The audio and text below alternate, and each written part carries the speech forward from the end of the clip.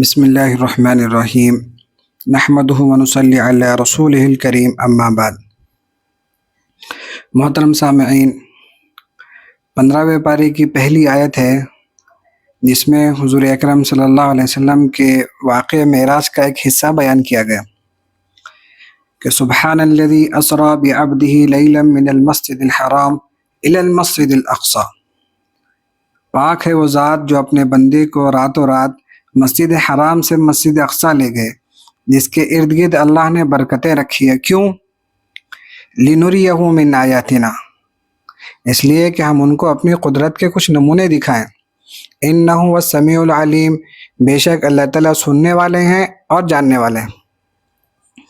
کہ آپ صلی اللہ علیہ وسلم کے سفر، معراج کا سفر جو تھا، مسجد حرام سے مسجد اقصی تک کے سفر کو اسراء کہتے ہیں۔ پھر مسجد اقصی سے ساتوں آسمان، جنت اور جہنم کو مشاہدہ کرانا، اس کو جو ہے وہ معراج کہتے ہیں۔ آگے فرمایا کہ ان ھذا القرآن یہدی للتی ہی اقوم، یہ قرآن بالکل سیدھا راستہ دکھاتا ہے اور مسلمانوں کے لیے جو اچھے عمل کرتے ہیں ان کو خوشخبری سناتا ہے کہ ان کے لیے بڑا اجر و ثواب ہے۔ تمام آسمانی کتابوں کا نچوڑ ہے قرآن کریم، جو اس کی اتباع کرے گا اللہ اس کو کامیاب کرے گا۔ آگے زندگی کے کچھ آداب بیان فرمائے کہ وَقَضَىٰ رَبُّكَ أَلَّا تَعْبُدُوا إِلَّا إِيَّاهُ وَبِالْوَالِدَيْنِ إِحْسَانًا، اللہ کی عبادت کرو، والدین کے ساتھ اچھا سلوک کرو۔ خاص طور سے بڑھاپے کا اللہ نے ذکر کیا کہ إِمَّا يَبْلُغَنَّ عِندَكَ الْكِبَرَ أَحَدُهُمَا أَوْ كِلَاهُمَا، جب وہ دونوں یا ان دونوں میں سے کوئی ایک بڑھاپے کو پہنچ جائے تو تم ان کو جو ہے اف بھی مت کرو، مت کہو، چپ رہو، ایسی بات مت کرو۔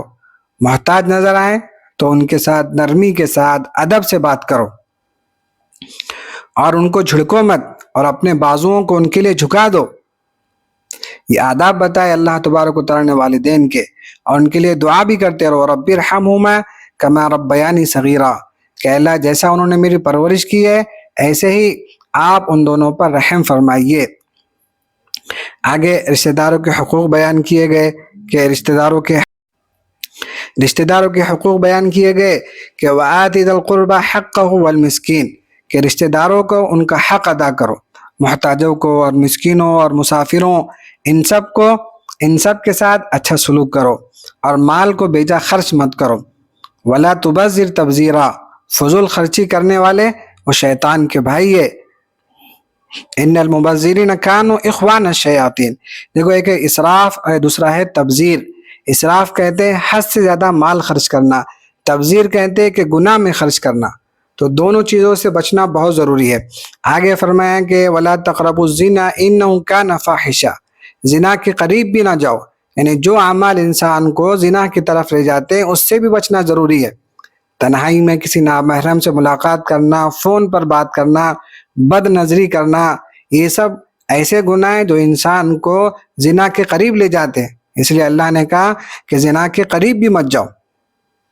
آگے فرمایا گیا کہ جو اللہ نے نعمتیں دی ہیں ان نعمتوں کے بارے میں سوال ہوگا، جیسا کہ کان ہے، آنکھ ہے، دل ہے، ان سب کے بارے میں قیامت کے دن سوال ہوگا۔ ان السمع والبصر والفؤاد كل اولئک کان عنہ مسئولا، اگر صحیح استعمال تھا تو کچھ آدمی جواب دے سکے گا، ورنہ اگر ان نعمتوں کا صحیح استعمال نہ کیا گیا تو جواب دینا بھاری پڑ جائے گا۔ آگے فرمایا کہ وَلَا تَمْشِ فِي الْأَرْضِ مَرَحًا، کہ زمین پر اکڑ کر مت چلو، نہ زمین کو تم پھاڑ سکتے ہو، نہ پہاڑ کی بلندیوں تک پہنچ سکتے ہو۔ اس لیے عاجزی و انکساری انسان کی طبیعت بھی ہونا چاہیے۔ آگے روح کے بارے میں حضور اکرم صلی اللہ علیہ وسلم سے پوچھا گیا تھا وَيَسْأَلُونَكَ عَنِ الرُّوحِ، تو جواب ملا قُلِ الرُّوحُ مِنْ أَمْرِ رَبِّي، کہ روح کیا ہے؟ اللہ کا ایک حکم ہے، انسان میں چلنے پھرنے کی قوت ہے، انسان کام کرتا ہے، یہ قوت، یہ زندگی ہے جو اللہ کے حکم سے داخل ہوتی ہے تو وہ جاندار کہلاتا ہے، جب وہ نکل جاتی ہے تو انسان مردہ ہو جاتا ہے۔ بس یہی روح ہے، اتنا ہی انسان کو سمجھنا کافی ہے۔ وَمَا أُوتِيتُم مِّنَ الْعِلْمِ إِلَّا قَلِيلًا، اور تم کو بہت کم علم دیا گیا۔ پھر اسی 15ویں پارے کے اندر سورہ کہف ہے کہ جس کی تلاوت کا جمعے کے دن خاص طور سے اہتمام کرنا چاہیے، جس سے فتنوں اور خصوصاً دجال کے فتنوں سے حفاظت ہوتی ہے، جس میں اصحاب کہف کا واقعہ بیان کیا گیا کہ ایمان کی حفاظت سب سے اہم چیز ہے۔ اصحاب کہف نے جب ایمان کی حفاظت کے لیے وہ نکل پڑے تو اللہ نے ظالم بادشاہ کے خلاف ان کی مدد کی اور 309 سال تک ان کو غار کے اندر سلا دیا۔ پھر جب 309 سال کے بعد جب وہ بیدار ہوئے تو اس وقت کا جو بادشاہ تھا وہ نیک بادشاہ تھا، تو وہ اللہ سے دعا کر رہا تھا، اے اللہ کوئی ایسی نشانی ظاہر کر دے کہ لوگوں کو پتہ چل جائے کہ آپ جو ہے مرنے کے بعد دوبارہ زندہ کرنے پر بھی قادر ہے۔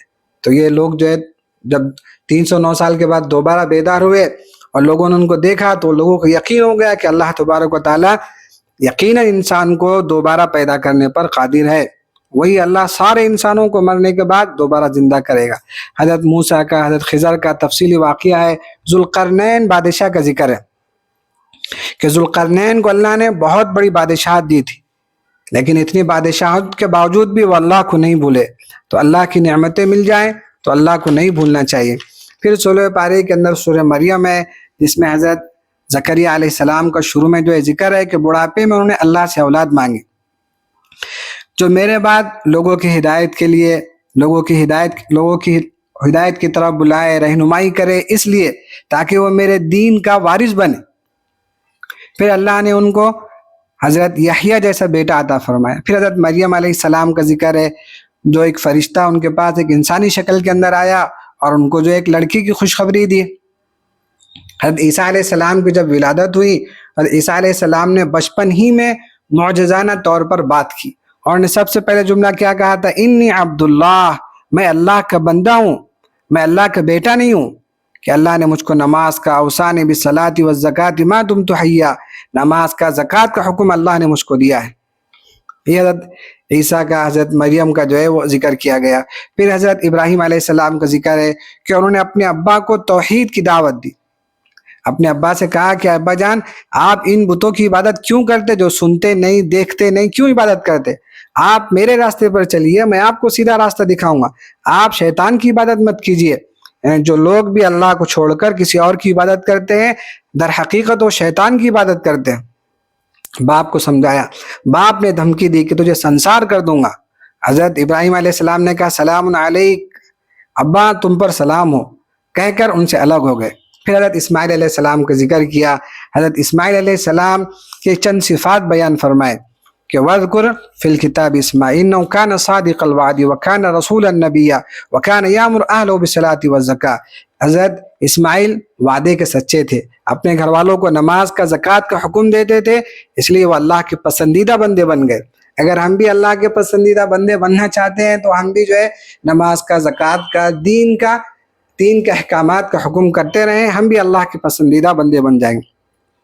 پھر پل صراط سے گزرنے کا ذکر فرمایا، وَإِن مِّنكُمْ إِلَّا وَارِدُهَا، کہ تم میں سے ہر ایک کو اس پر سے گزرنا ہے۔ كَانَ عَلَىٰ رَبِّكَ حَتْمًا مَّقْضِيًّا، اور یہ آپ کے رب کا حتمی فیصلہ ہے۔ اللہ کس کو بچائیں گے؟ ثُمَّ نُنَجِّي الَّذِينَ اتَّقَوْا، جو اللہ کی نافرمانی سے بچتے ہیں، گناہ سے بچتے ہیں، تقوی والی زندگی گزارتے ہیں، اللہ ان کو پل صراط سے پار کرائے گا۔ وَنَذَرُ الظَّالِمِينَ فِيهَا جِثِيًّا، ظالمین کو اوندھے جہنم کے اندر گرا دے گا۔ پھر سورہ طٰہٰ کا طٰہٰ ہے۔ سورہ طٰہٰ میں حضرت موسیٰ علیہ السلام کا تفصیلی ذکر ہے۔ حضرت موسیٰ علیہ السلام وہ پیغمبر ہے جن سے اللہ نے بات کی، اس لیے حضرت موسیٰ علیہ السلام کو کلیم اللہ کہا جاتا ہے۔ حضرت موسیٰ کو فرعون کی طرف بھیجا دعوت دے کر۔ حضرت موسیٰ علیہ السلام نے اللہ سے کیا دعا مانگی تھی کہ رب اشرح لی صدری ویسر لی امری واحلل عقدۃ من لسانی، یعنی یہ دعا ہر داعی کی ضرورت ہے کہ اللہ سے ہم دعا مانگے کہ اللہ ہمارے سینے کو جو ہے وہ کھول دے۔ پھر جب حضرت موسیٰ علیہ السلام کو بھیجا فرعون کی طرف تو کہا کہ میرے ذکر سے تم غافل مت ہونا اور اس سے بات کرنا نرمی کے ساتھ، لعلہ یتذکر او یخشی، شاید وہ ڈر جائے، شاید وہ نصیحت حاصل کرے۔ دعوت کے اصول بتائے اللہ نے کہ نرمی سے دعوت دو۔ پھر فرمایا کہ منہا خلقناکم وفیہا نعیدکم ومنہا نخرجکم تارۃ اخری، کہ ہم نے تم کو مٹی سے پیدا کیا اور اسی میں تم کو واپس لے جائیں گے اور اسی سے دوسری مرتبہ تم کو نکالیں گے، یعنی قیامت کے دن تمہیں اسی مٹی سے اللہ تبارک و تعالیٰ دوبارہ نکالیں گے۔ پھر حضرت موسیٰ علیہ السلام کا اور مزید واقعہ ہے کہ حضرت موسیٰ علیہ السلام جب طور پر گئے تو سامری تھا جس نے جو ہے بچھڑا بنایا اور بچھڑے کی پوجا شروع کر دی اور لوگوں سے بھی کہا ھذا الہکم و الہ موسیٰ، یہی تمہارا خدا ہے اور موسیٰ کا خدا ہے، اس کی عبادت کرو۔ پھر جب موسیٰ علیہ السلام وہاں سے آئے تو جنہوں نے بچھڑے کی عبادت کی تھی ان سب کو جو ہے قتل کیا گیا۔ پھر حضرت موسیٰ علیہ السلام کی درخواست پر باقی کو چھوڑ دیا گیا۔ سامری کو کیا سزا ملی؟